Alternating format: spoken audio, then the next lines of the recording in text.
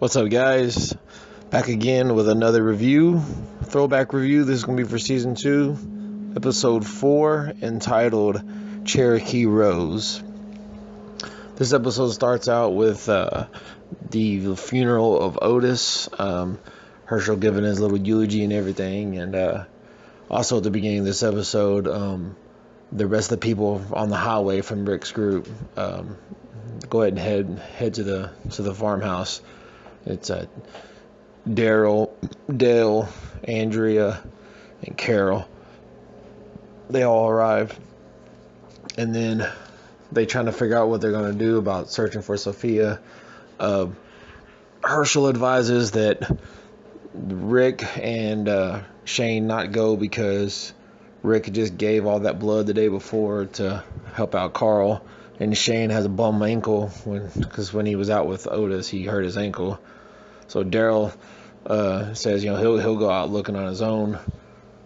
So he goes off, and while he's looking, he finds an abandoned house, and it looks like somebody had been in there, like they were in the closet or something, like a makeshift bed and everything.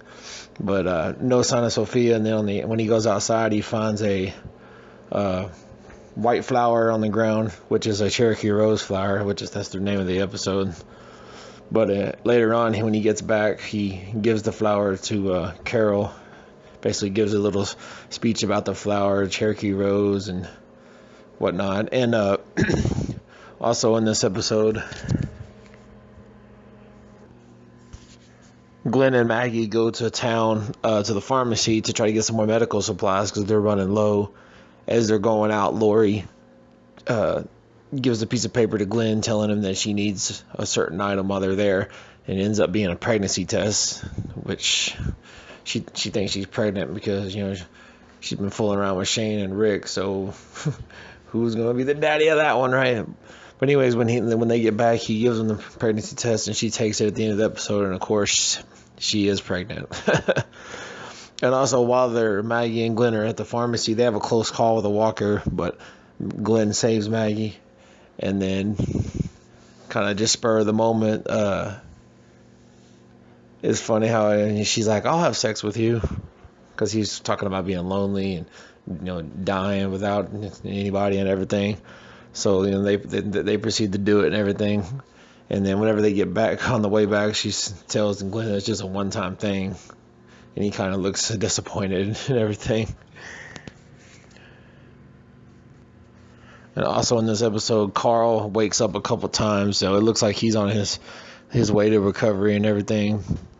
But yeah, the majority of the episode is Daryl out looking for Sophia and the Maggie and Glenn stuff at the pharmacy, and Herschel basically was telling Rick that once Carl gets healthy enough and they find Sophia, that they need to go on their way, and Rick tries to convince him otherwise to let him stay.